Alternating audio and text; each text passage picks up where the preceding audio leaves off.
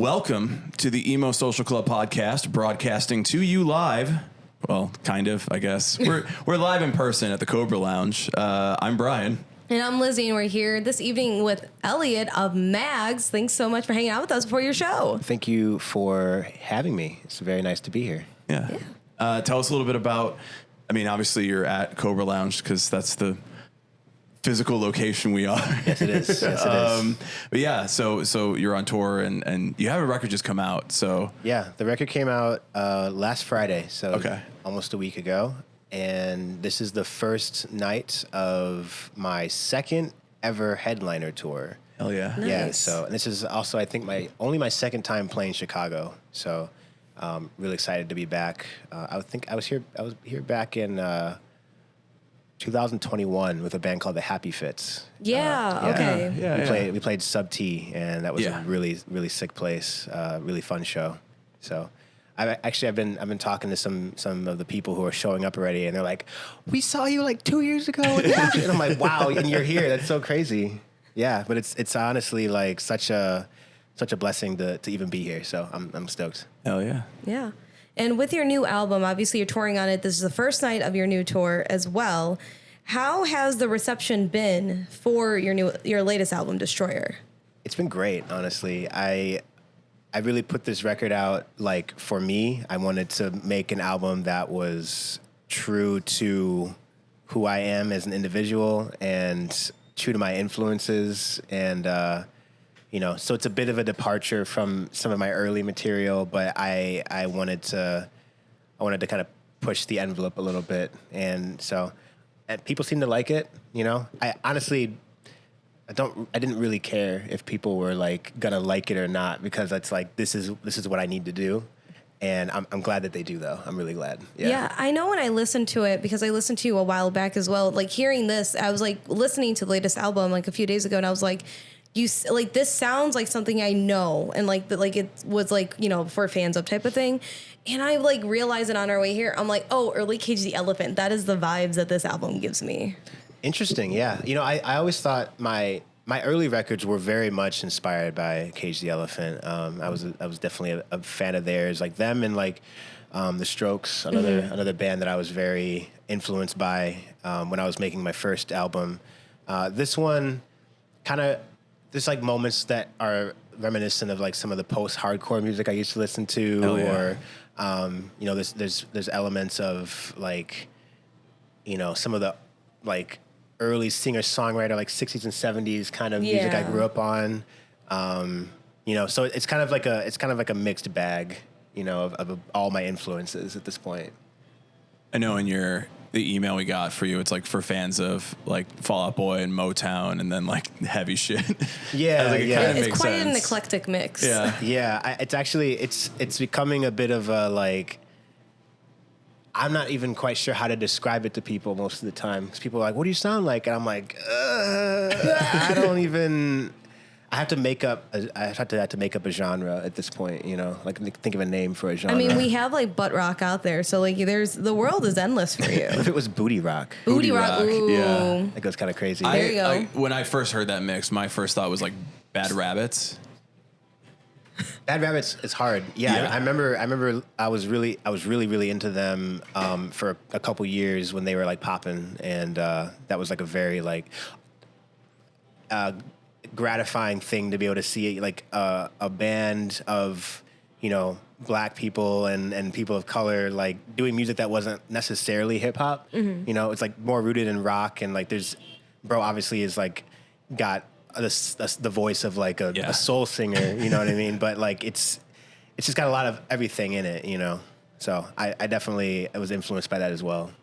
Do you think a lot of like, because my understanding of how music is now, and there's like this Twitter thing that's been going around, like people in the music industry don't know how to like break a band and like all this stuff, and it's like I think like part of it has to do with like there's this idea that genre is like one thing, and a lot of people are making music now that is like not one genre, like you can't pigeonhole it, but fans resonate with that more. So it seems to me like that might be like kind of the path like for most musicians now. It's kind of like the hack right now.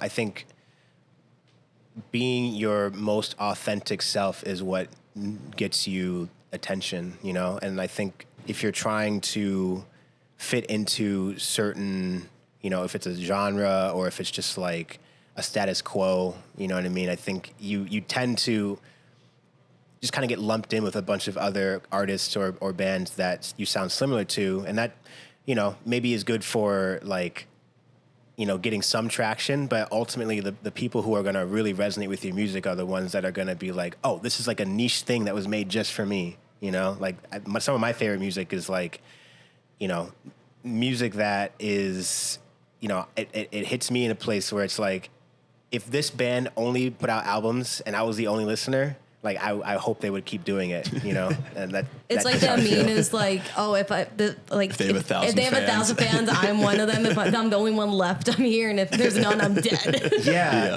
I feel that way. Especially, I feel that way about like they've gotten very popular in recent years. But Duster was a band that like when I first heard them, it was like all the ADHD in my brain just went away for a second. I was like, oh wow, I can. This is it. This is my music. You know what I mean? So, yeah. I started listening to them.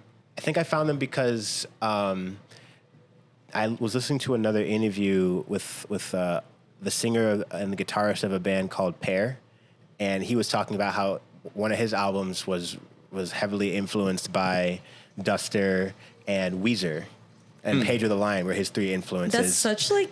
Oh, that's a mix. It is, but like if you listen to if you listen to his album, you can hear all of it like so clearly, you know. And Duster was the only band I had never heard of in those three that he would named, and I listened to them, and that was kind of what like it kind of broke my brain, honestly, like in a good way, you know. I was like, oh wow, I didn't know this kind of music existed. Like I and then I started like a whole, you know, deep dive into their catalog.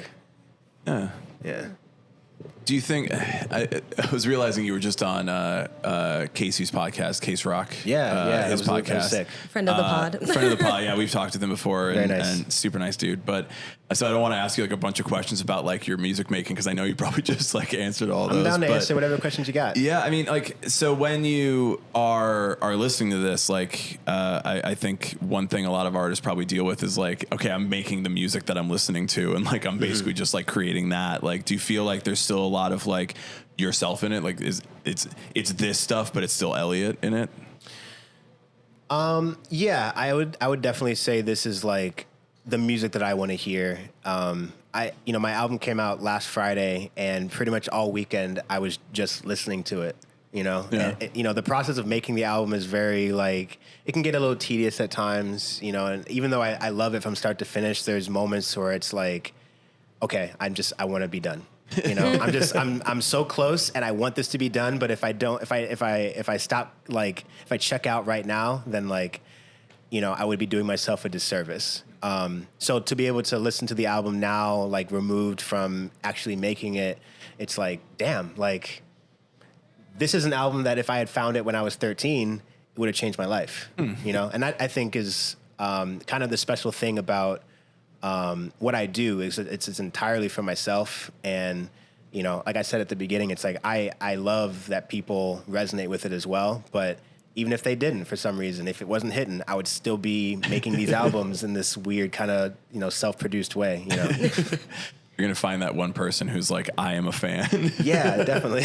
And they're going to be like right there up in front of the stage, be like, I'm the number one fan. Yeah. I think a lot of people think they're my number one fan, but that's pretty rad. That is pretty cool. It might actually be me though, like realistically. Yeah. It might be me or my mom or my girl. That's I don't fair. think you're going to beat the mom fan. Yeah. True. She's number one. She's standing somewhere, everywhere, and being like, that's my kid. Yeah. They're going to drive. My whole family lives in Buffalo, New York. So they're going to come to the Columbus show. Oh, nice. Yeah, my mom and my sister are going to come out for that. So that'll be cool. Oh, yeah. Now, how has your family, because I was reading some of your background and you come from like a very like more, you know, like not like conservative, but like a little bit more of a religious upbringing where you said you've been like more sheltered. How has that been with like the reception and like with your family and saying like, hey, I'm going to be an artist and I'm going to go out on tour and make this kind of like heavier music that maybe isn't too familiar with that background? Well, yeah, it's funny because I think around 12 or 13, I started to get into, like heavier music. I started to find bands that were just like, the music that I gravitated towards first was punk rock, and definitely had a bit of a power struggle with both my parents, when I was like trying to like, I like this band, and they would be like, well, we want to read the lyrics, Oh no! I have a funny story about going to a Hot Topic, and I wanted to buy an August Burns Red album. Yeah, I wanted to buy an August Burns Red album because that's it's like they're like a super Christian yeah, band. I was about to say it is. And I knew that, but it was like, my mom has to get past the screaming and get past all the antics and everything. So, I'm like, Mom, this is the CD that I want, and she's like, and she walks up to the guy at the counter. She walks to the guy at the counter who's working. He's got big gauges, and he's tatted up, and he's just Hot Topic employee 101 type shit. And she's like, my son wants to buy this CD. Can you play it? And I want to read the lyrics. And I was like, oh my God. You're like, oh no. Are you kidding me? But we sat there and listened to like, the first 3 songs. She read the lyrics, and I was like, Mom, they said Jesus right here. And she's like, okay. Like, I guess it's Christian enough. Yeah. So it was definitely like, a bit of a process to get them to warm up to, just different music, my parents were, pretty devout in their faith, and so I was raised on a lot of just like church music, and there was other stuff kind of mixed in. Like my dad's a really big fan of James Taylor, so a lot of like singer-songwriter like kind of stuff. I think they played that stuff in the house because it was the only thing that would calm us down. I've got 3 other siblings, and we're all pretty close in age. Yeah. So at that age, like we were definitely like, ripping it up in the house a lot of times. Also being homeschooled, we were always home. Oh yeah. So it was a lot. Yeah, it was a lot. So bringing that kind of music into the house, and there's all this screaming and just like loud shit. It's like, So, but once they kind of warmed up to it, and I started showing them the music I was making, there was never really any like resistance. There was never. My mom was like, "What are you saying here?" The only thing they ever said was like, leave your listeners with a positive message.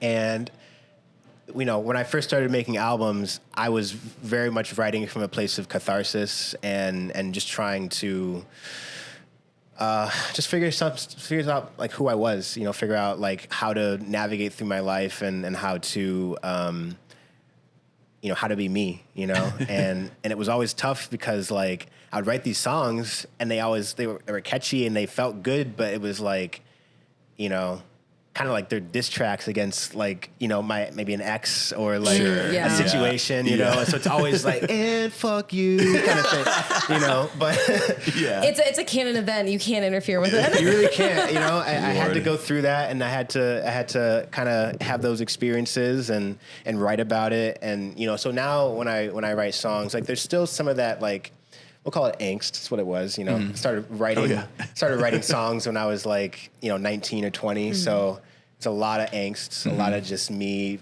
kind of figuring out my emotions and my feelings and stuff. But as I've gotten older and a little more like, learned more about myself, it's been a lot easier for me to get the catharsis elements, but also like say something, and leave my listeners with something that they can, hold on to, and stuff that actually means something. We live in a world that's very,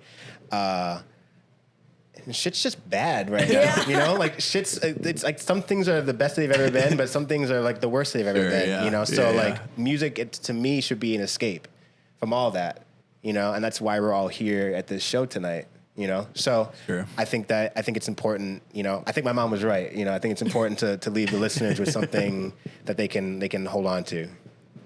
One of the biggest things I was so afraid of was my mom finding any of my like teenage poetry and like any lyrics I wrote. Yeah, that's so relatable. I'm like, I'm writing it, I'm singing it, I'm putting it out, I'm playing shows. She's coming to the show. She's like, I don't know what you're saying up there. I'm like, oh, thank God. Like, that's so nice. My parents could never say anything because my dad put Fall Out Boy on my iPod when I was like 7 years old. So it's like, you know what? I feel like this is the way I turned out. That's on you. Yep. You can't say anything. Yeah, truly. What was actually really funny was during the pandemic, I put out an EP called Lost Tapes, and the second to last song I think on that album is called Couldn't Care. It's not a song that I play very much or really listen to or think about that much. It's about like a very tumultuous end of a relationship and, you know, something I don't really want to ever really think about or resonate like within me too much. But my mom loves that song. And the first like line of the song is, it's what the fuck, I'm sorry, what the hell. I didn't mean to curse or fucking yell. What the hell, I'm sorry. And that's her favorite song. And I'm like, it's got all these swears in it. Oh, wow. And it's just very like, you know, the idea of like, you know, her going from a place of like, well, I don't even know if like you should listen to this kind of music because it's not what I'm familiar with, to like, my favorite song by you is the one where you swear like 6 times in the first verse. It's kind of a juxtaposition of things. You know? She might feel like it's relatable to her, being like, yes, I raised you and your siblings, and that was all I was thinking internally every time. Maybe, yeah. But I think either way, you know, my parents have always been very supportive of what I've done, and all my siblings, they've always like supported us, and you know, never been too worried about like where we would end up in life. So I don't think either of them are very surprised that I'm doing this. And I think regardless of if they were in approval or not, I'd still be here. So I'm happy that they are approving of it, you know? Oh yeah. Yeah. It's a lot nicer when they do. Yeah, definitely. Yeah. It's you were saying about like all these like religious bands, like when you're listening to it, I'm like, did I get into Under Oath and not grow up in like a religious household? And I was just like I didn't become religious because of Under Oath, but I'm like, I'm singing Jesus, and I'm like, I'm not religious. It could have been a gateway. I mean, like, listen, like, Skillet was also one of those gateway ones, too. Yeah, Skillet was funny because, like, I think the first time I ever heard Skillet, they were playing, like a Christian music festival, and they were that sounds about right. They were playing like worship songs, but like in the Skillet like sound, and I was like, wait a second, this is weird. Like, I don't know if I like this or if it's wrong or I don't know, but they were a band that I listened to a lot growing up, like them and like Under Oath, of course. Reliant K was another one. They were extremely influential to me. I used to play along on drums to their albums like every single day. That was them and that big Under Oath album, They're Only Chasing Safety. I would just like literally play that album front to back every day for years. That was my falling asleep music. Yeah, which is weird in and of itself. What is it about like, you know, like growing up with that style of music where you think that falling asleep to that music is actually good? It's so hard. So when I was in college, I lived in a fraternity house. That's my roundabout way of saying I was in a fraternity, which I do not. I'm like, just say that. I don't reflect it. You know, we try to call him out sometimes on it, then he's like, no, it wasn't. No, I just lived in a fraternity house. It's part of the continuity. It's the continuity, Yeah. But like if I say it in a certain way, you're like, oh, that's interesting. It's interesting that you would end up there while not being in the fraternity, and then you have to go, well no, I was in the fraternity. Like that's on me. I did that misleading on purpose. But because I'm in a fraternity house and there's just a bunch of idiots around and up at all hours of the night, I needed to have something loud enough in my headphones to where it was like, oh, I can fall asleep to this. And so it was It's Dangerous Business from that record. But then it was like 2 Slipknot songs. Oh my God. And so it'd be like those like 3 or 4 or like 5 songs, like just kind of on a repeat until I would fall asleep, because it was like I didn't have earplugs, so all I had was like something yelling at me to fall asleep. Wow. I don't know. Yeah, it worked. Like I had a lot of friends in like high school and college that like were just super into listening to like heavy music, and it kind of calmed them down. Or like Lizzie, maybe this is for you. It's like the heavy techno, like the like massive bass. It makes me sleepy. Yeah. I don't know what it is. It's fun, but it makes me sleep. There's been like actual like studies and like academic research done about it, saying that it's supposed to calm you, and it's something with like the BPMs and like sometimes like the range and the frequencies. Yeah, I could see that that help you like calm down, which is very interesting. That's very interesting. Yeah, I like to listen to, like, if I'm trying to fall asleep, I'll usually listen to like stuff with like 808s in it for sure. Cause like I think something about like that low frequency like resonance like can definitely send those waves through your body, and you end up just being like, yeah, you know what, kind of relaxed. Yeah. Yeah. You know? They're like, I'm having a good time now. be a little like white noise. Like I've got my like air purifier, and it's like that could be like a low frequency there. I started getting into white noise when I started touring, actually, because it's like I'm listening to so much music either in the van or playing shows, or I'm just around people all the time. So it's like, putting on my headphones and just turning on like an air conditioner sound sometimes just hits so hard. Yeah. Have you explored the other types of noises that are out there, like the brown noise, the purple noise? Like, I don't like we this. get silly with it. I don't like this. Yeah, there's a couple that I gravitate towards. I like pink noise. Okay. It's pretty good for me. Like very quiet pink noise. I also like I have an app that is like for this specifically. Yeah. Okay. So sometimes I'll listen to like it's like a jet engine or like an airplane sound. And it's just like it's just like constant. I like a lot of like whatever is like constant with like not a lot of variance. It usually gets me going pretty good. It's weird because I could never sleep on a plane. I can't either. It's fun. It's ironic because I can't sleep on a plane either, but it's always because of everyone that's around me, not because of the actual plane. Yeah. I don't know. I get on there, I'm out before they're doing like the safety thing. Oh my God. I'm so jealous. I'm so jealous. Literally, I've gone to flying with my friends, like the same group of friends over the last few years, and they're like, you wouldn't know what to do because as soon as you sit down, you get comfy, you're gone. You would die if we fell. I'm like, don't say that. Okay. Then they have to sit near the window because I'm scared it's going to Twilight Zone me and like suck me out of there. Okay. Wow. This is a tangent that I thought about last night, and I don't know why this is what I thought about. But you know that Drake song where he's like, I just popped a Xan, 13 hours till I land, got me out like a light. Yeah. I'm like, why is that the most unrelatable thing Drake can say to me? Because he's got a bed in his plane. Yeah. I'm like, he can be super cozy all he wants. This is when like Drake finally became like something like I don't understand your life. You're living different. Yeah. It was him falling asleep on an airplane. Wow. Yeah, that's actually a good point. And I imagine he probably has like 15 people on his plane with him. Yes. So like taking a Xanax and then going to sleep in your king size bed in the back is probably really nice. Yeah. Like Drake, I'll never get you. I'll never understand it. Unrelatable. Well, we can only know where he came from, which is Degrassi, and that's all we can ever understand. Toronto. I wouldn't actually dead name him in person. Be like, hey Jimmy. Jimmy. Do you think like one of his like enemies has come up to him backstage before a show or after a show, and they just get like, hey Jimmy, it's me. Man, probably be Pusha T if anything. Oh my God. Remember me? Remember 3 years ago? The song Back to Back came up for me the other day too, and I was like, damn, he really had like a bunch of diss tracks, and now kind of everybody's just like angry at Drake all of a sudden. He tried to diss Pharrell on the new Travis Scott album, which didn't hit at all. Yeah, no. It's like, why are you going to diss Pharrell? Pharrell's done so much. Yeah, Pharrell's just here vibing, cool literally not being problematic. Yeah, no. He tried to diss Donald Glover at one of his shows recently too, because like... Oh, I did He said something, like Donald Glover said something about like, This Is America started off as a diss track towards Drake, but then it just turned into something else. Like, I think he was joking when he started making that song, and then it ended up becoming This Is America. Yeah. And then Drake's like, well, I'm going to turn this into a publicity thing. Yeah. And, he like 3 years later. 3 years later. It's like, what good does that do anybody? Yeah. That's why Back to Back was good, because it's like, I just did I think it was Meek Mill. That was the diss track at the time.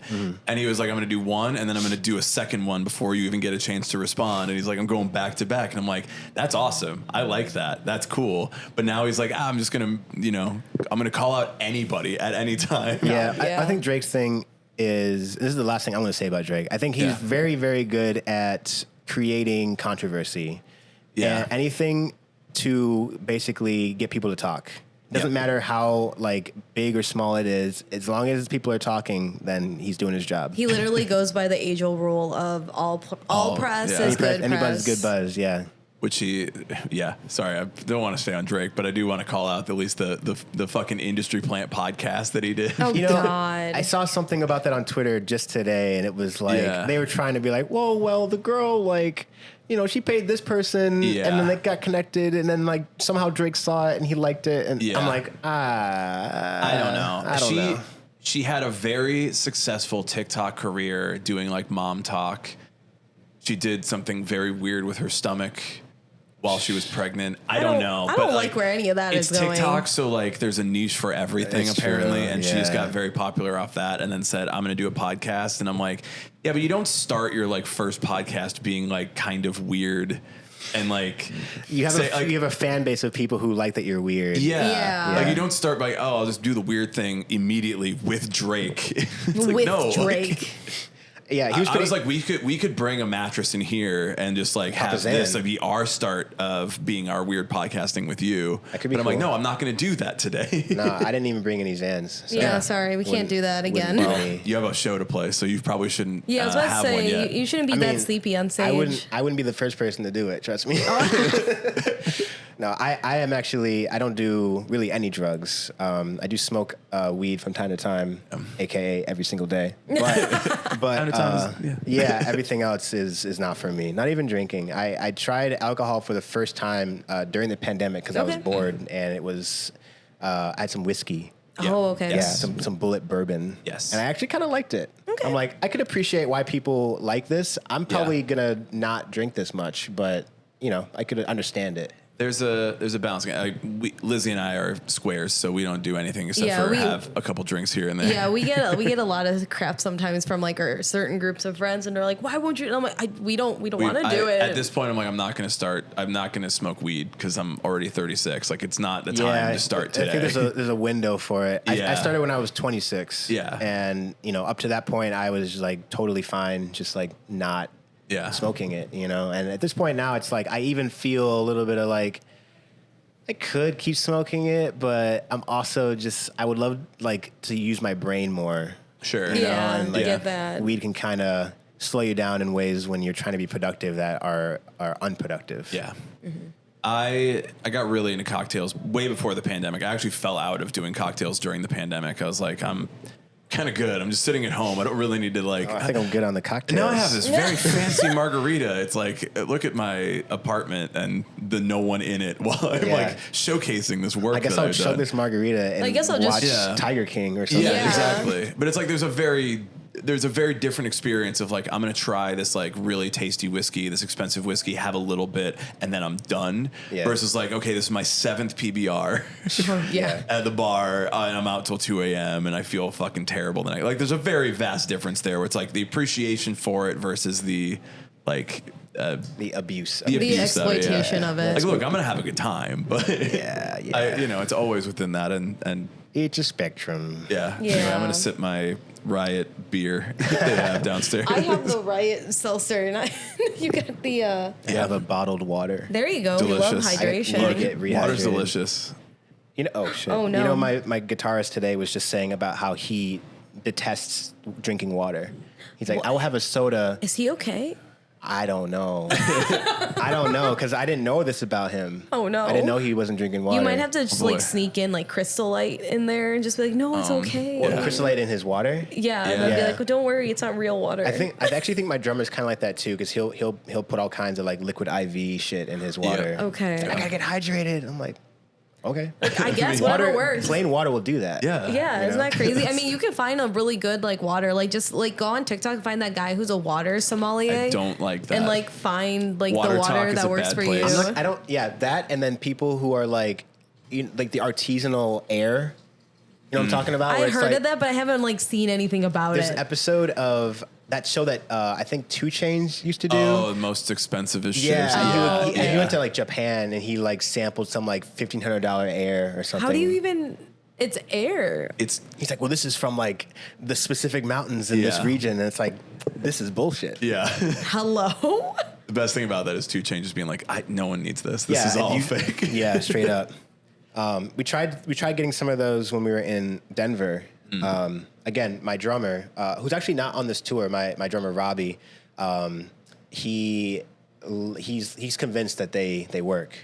He's like, oh yeah, you know, like I would go to Denver and I get like the really bad lungs and and he'd be hitting this like compressed air all day. He's like, I feel great. I'm like, I don't feel anything. Like, oh my God. I go to Denver and I definitely feel the altitude. Yeah. But those things like it doesn't help me at all. It's not like an inhaler. It's like literally just air. It's like a can and it's got a little mouthpiece and you just put it up to your mouth and you just press the button and it just shoots air.